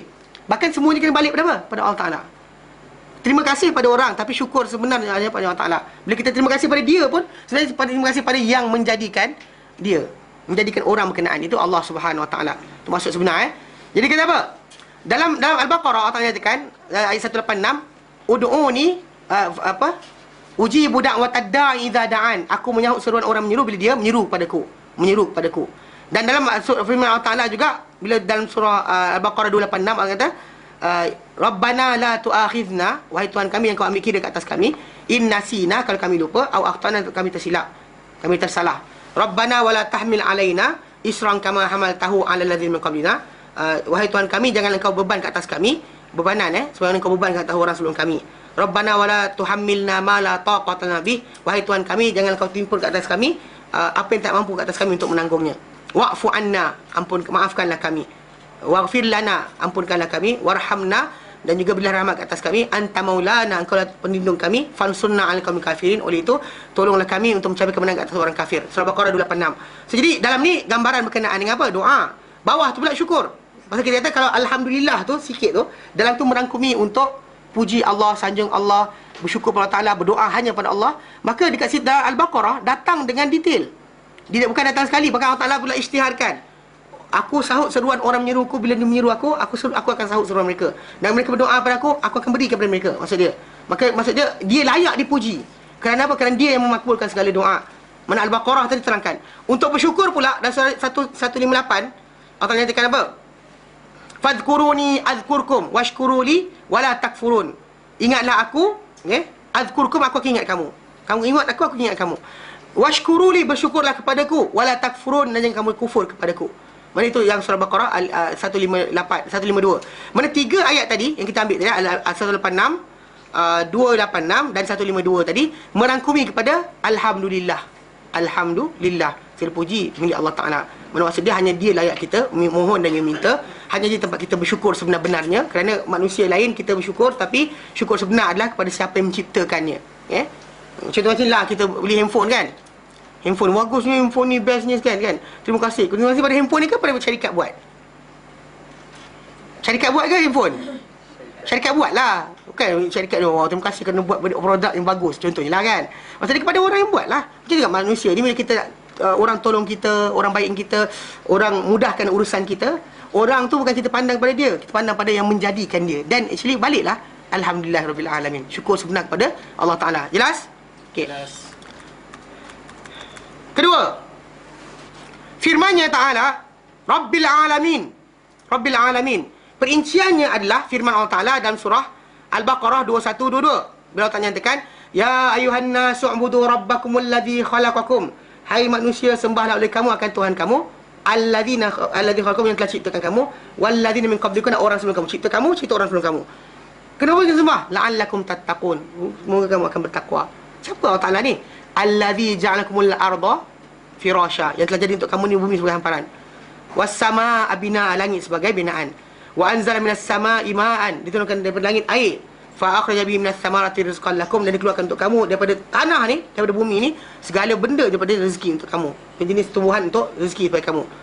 Fala taj'alu lillahi andadan wa antum ta'lamun, jangan kamu jadikan untuk Allah Ta'ala sebarang sekutu sedangkan kamu mengetahui. Bukan berhala itu yang buat tumbuhan tadi. Kenapa kamu sekutukan Allah Ta'ala dengan dia? Maksud dia dalam tajuk awal tadi, Rabbil Alamin, sekian alam, yang menumbuhkan, yang menurunkan hujan, yang mendatangkan matahari terbit. Hari ni mendung sikit ke jerbu? Mendung je. Hari ni mendung sikit, macam nak hujan, dah hujan lagi. Okey, betul, ataupun hari panas, hari dan sebagainya, yang datangkan angin dan sebagainya, dia. Maka kita kata Rabbil Alamin tadi, perincian dia contoh dalam Al-Baqarah 21 sampai 22. Dan tu ada cerita berkenaan dengan siapa dia Allah Ta'ala ni. Dia Rabbil Alamin. Apa dia buat? Apa dia buat? Bumi ni jadikan hamparan, langit sebagai binaan dan sebagainya, seterusnya, and so on. So dia terangkan ke situ.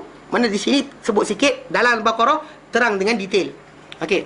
Dan dalam firman Allah Ta'ala ayat 29 Allah nyatakan,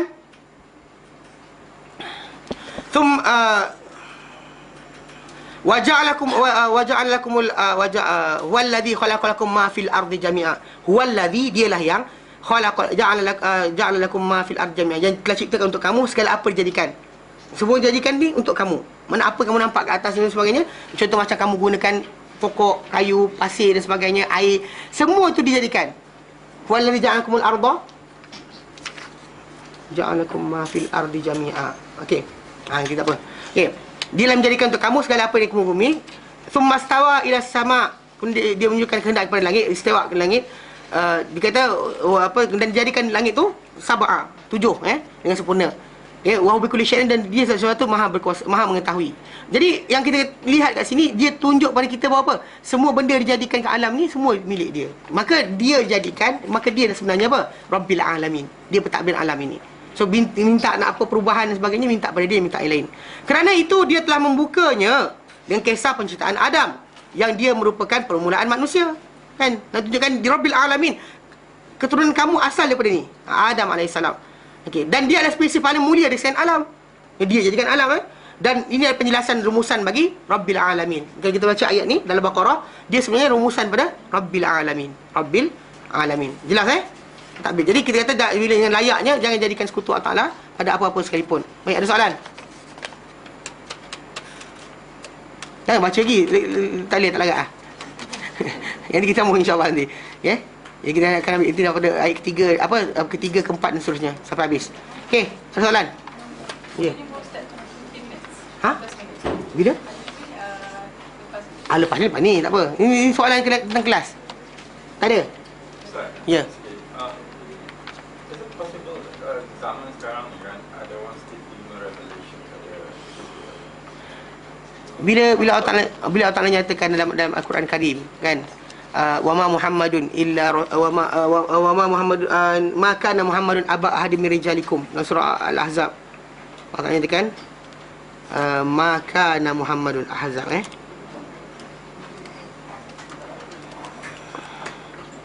surah Ahzab. Allah Taala nyatakan maka ada Muhammadun, tidaklah Muhammad ini aba ahadin min rijalikum, bapa pada lelaki kan kamu. Mana tak ada lelaki yang bin dia akhir-akhir sekali bin Muhammad sallallahu alaihi wasallam. Perempuan ada, lelaki tak ada. Okey, mana dia? Okey, 40 Al-Ahzab 40. Al-Ahzab 40. Maka ana Muhammadun aba ahadin min rijalikum, tidaklah Muhammad itu bapa kepada mana lelaki dengan kamu. Dan tak ada lelaki yang akhir bin dia dengan bapa dia last sekali apa? Muhammad SAW. Tak ada. Perempuan ada lah, Fatimah. Tapi Fatimah mana ada orang bin kepada Fatimah? Faham tak? Bin dia tak ada, dia akan balik pada bapa kan. Jadi tak ada siapa lelaki ni yang akhir dia dengan Rasulullah. Tapi dia kata walakin Muhammad ni adalah siapa? Rasulullah, utusan Allah. Wa khataman nabiyyin, penutup segala nabi. Okey, dan wakana Allah bikulli syai'in alima, dan adalah Allah Taala ni satu maha mengetahui. Ayat ini adalah satu reference berkenaan tiada nabi lagi. So revelation hanya berlaku dengan nabi, para anbiya, dan nabi kata la nabiyya ba'di. Dan hadis yang lain nabi kata tidak ada nabi setelah aku. So possibility tadi zero. Tak ada langsung peluang untuk siapa-siapa. Dia kata dia bukan khilafah macam jenis dengan revelation, tapi it's more like a lesson, certain life lesson daripada Allah, dia tiba melalui Okey. Kalau macam tu, dia macam ni tau. Ilmu ilham, dia tak melebihi ilmu pelajaran. Sebab ilmu ilham ni kucing pun dapat ilham macam nak beranak, tak payah ajar pun kan. Dia sini faham ni. Dia ilmu ada dua. Ilmu macam tu kononnya macam ilham, revelation kan. Ilham macam tu datang mungkin daripada pemikiran kita, renungan kita dan sebagainya. So ilham dipanggil. Mungkin tak belajar pun dia dapat. Satu lagi ilmu yang kena belajar. Dalam dua tajuk ni, ilmu paling mulia ada ilmu yang belajar. Sebab Adam AS ketika Allah Ta'ala suruh malaikat sujud pada dia, dengan sujud ilmu apa? Ilmu yang ni, ilmu belajar. Allah Ta'ala kata ajarkan dia nama-nama benda. Okey, Allah Ta'ala ajarkan dia nama benda. Bahkan Adam AS belajar kontak. Bahkan Nabi SAW menyatakan hadis SAW kata apa? Man yuridillahu bihi khairan, man yuridillahu bihi khairan yufaqihu fid din. Sesiapa yang dikehendaki Allah Ta'ala untuknya kebaikan, Allah Ta'ala fahamkan dia agama. Faham ni kita faham ni undang Tuhan. Tambah lagi dia berkata, wa innamal ilmu bitta'allumi, ilmu hanya dengan belajar. Dengan learning. Maksud dia ilmu tu yang lebih mulia. Pasal ilham ni tadi, kucing dapat ilham, kan? Macam cara kan anak kucing kan, dia letih ke apa kan, ataupun anak manusia lahir dari perut ibu dia tahu nak minum susu di mana. Kan kalau dia makan dalam perut pakai tali pusat. Keluar dia tahu makan ikut mulut. Itu ilham, itu revelation lah. Itu revelation juga. Tapi macam orang buat lagu kan, revelation. Mana ilham dipanggil apa? So kalau orang tu claim dia Jibril mana? Tak boleh. Dia win out siapa? Pasal pertama sekali Jibril takkan datang pertama pasal ni. Kalau dia kata macam betul dia boleh belajar, mungkin dia syaitan. Kan, mungkin dia syaitan. Benda berkenaan tak semesti daripada Allah Ta'ala. Bahkan kadang Allah Ta'ala pun tak boleh clarify. Sebab kenapa tak ada siapa yang mimpi benda baik disuruh supaya sebarkan. Pasal dalam hadis Nabi SAW kita ada mimpi yang baik Kalau orang tu dapat mimpi yang elok, seronok dalam mimpi dia, macam-macam benda dia dapat ke, nampak syurga ke dan sebagainya pun, tak disuruh diceritakan kecuali pada orang yang disayang saja. Itu arahan Nabi SAW. Tapi orang kita dapat mimpi macam-macam, habis satu Malaysia dia cerita. Kan? YouTube dia cerita semua sekali. Tak payah. Jadi nonsense lah. Pasal benda tadi takkan mengubah agama. Nothing. Kalau dia kata ada mimpi yang baik untuk diri orang tu sendiri saja. Dia bukan untuk orang lain. Mana apa untuk dia. Tapi kalau para anbiya, mimpi dia untuk seluruh umat. Itu satu wahyu. Nabi ni mimpi dia wahyu. Okay? Kita mimpi kita bukan wahyu. Tak boleh kita kata daripada Jibril pun. So apa sebab Jibril AS diutuskan untuk bawa wahyu kepada para anbiya, bukan, dan kita bukan Nabi. Bila baca ayat ni, kita bukan Nabi. Dan bila bukan Nabi, tak layak lah untuk kita dapat benda berkenaan. Even though nampak macam best. Macam-macam kita tengok. Macam teknik motivasi lah. Orang tu kata dapat dalam mimpi. Kan ada kumpulan ada ASQ kan. Dia kata dia mimpi. Surat wasyamsu duhaha kan. Dia terjemah demi matahari kan. Dia orang ni pun gitu-gitu. Ada nadi tarian khas dia. Anyway, guru dia tak dapat dalam mimpi. Dan starting from the point dia dapat tadi, dia pun ceritakan bahawa dia mula jadi macam ni, jadi macam-macam. Dan dia rasakan mimpi tadi macam revelation dari Tuhan. Sekali ikutkan dia, mimpi dia tak lebih daripada mimpi Mak Nurul Huda Abdullah. Ingat Nurul Huda Abdullah, perenang Malaysia dahulu. Dia bukan Islam. Mak dia bagi nama sebab mak dia mimpi. Mak dia mimpi, mak dia Chinese, mimpi suruh bagi nama anak dia Nurul Huda Abdullah. Lepas tu kemudian masuk kolam renang, berenang, menang. Okay, this actually not revelation. Even though bila menang tu orang kata, tengok, mimpi dia memberikan kesan kepada kehidupan dia. Tapi pakai surat pendek, spender pasal depan orang kan. Dia dah poha, dia dah bontot dekat orang. Tak senonoh. Katakanlah Nurul Huda Abdullah tadi melahirkan orang macam ni. It's nothing kan. Kalau kata Nurul Huda, cahaya petunjuk. Cahaya petunjuk. Petunjuk apa benda tunjuk punggung kat orang. Kau faham tak konsep dia? Kalau mimpi tadi macam orang kata mimpi dia mengubah hidup manusia sebagainya, it's nothing more than what ni. Pasal dan tu sebab kenapa kita lihat kebanyakan orang mimpi-mimpi pelik-pelik ni kan, dia akan tahan tak lama.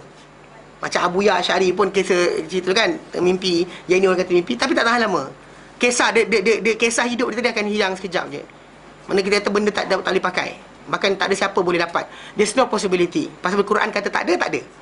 Quran kata Nabi penutup segala para anbiya. Khataman nabiyyin, penutup segala nabi, then nobody lepas dapat revelation. Tak ada dah. Kalau tidak nanti kan dia kata dapat, dia ni kata dapat, dia ni lagi baik dia dapat. Yang ni kata pergi dekat Mekah dia tidur dekat tempat Kaabah dia dapat. So everybody is actually getting revelation. Gila apa? Habis agama jahanam. Jahanam agama dengan sebab benda macam ni. So sebab kenapa Allah Ta'ala jadikan the last revelation ni stop, tak ada dah. Faham? Kalau siapa kata mimpi bagus kan, cerita pada mimpi Mak Nurul Huda Abdullah tu. Kalau dia kata saya mimpi sekian, Mak Nurul Huda Abdullah pun mimpi juga, tapi anak dia pasal pakai bikini. Kan? Nama dia letak nama berdasar mimpi sebenarnya. Dia mimpi, dalam mimpi tu orang datang kata letak nama Nurul Huda Abdullah. Dia letak nama Nurul Huda Abdullah, budak tak Islam pun. Dia berenang laju. Kan? Tapi lepas tu tak ada benda pun. Kan dalam sejarah lah, lipatan sejarah. Yang pernah lah laju. Faham? Konsep dia tak ada Jelas? Okey, berhenti kat sini. Wallahualam. Sekejap. Ustaz ada kuliah khas lepas ini, minta iklan kuliah khas untuk wanita saja, lelaki tolong balik. Okey, tapi tak apalah kalau dia kata lelaki ni tak, saya tempat mana-mana minum kopi ke apa. Okey, yang perempuan insya-Allah ada kuliah khas berkenaan dengan apa? Menstrual cycle dan sebagainya untuk wanita. Jadi insya-Allah disampaikan dalam bahasa Inggeris Siapa rasa boleh dengar bahasa Inggeris faham, duduk tunggu. Siapa tak rasa tak faham, balik. Okey, tak apa. Okay, jadi kita berhenti kat sini. Wallahu alam, sallallahu alaihi wasallam Muhammad wa sallam alhamdulillah alamin. Subhanallah asyhadu anta astaghfiruka wa atubu ilaik. Assalamualaikum warahmatullahi taala wabarakatuh. Yo. Tapi yang berwujud tu dia masuk dalam tauhid ke? Macam mana? Tadi saya tu tanya tadi, kena dah tutup dah pergi tanya pasal. Benda okey. Benda. Berwujud tu termasuk dalam tauhid. Tauqifi, yes. Tauqifi. Bila Allah Ta'ala kata sebab 100, sebab 100. Tak ada lain. Tauqifi lah. Bukan ijtihadi. Surah Cili pasal Allah Ta'ala kata sebab 100. Dan surah An-Nur Allah Ta'ala sebut. Dan ikutlah surah perintah Allah Ta'ala. Tauqifi bukan ijtihadi. Tapi benda tu dilaksanakan oleh kerajaan, bukan orang bersorangan. Faham? Okey. Wallahualam.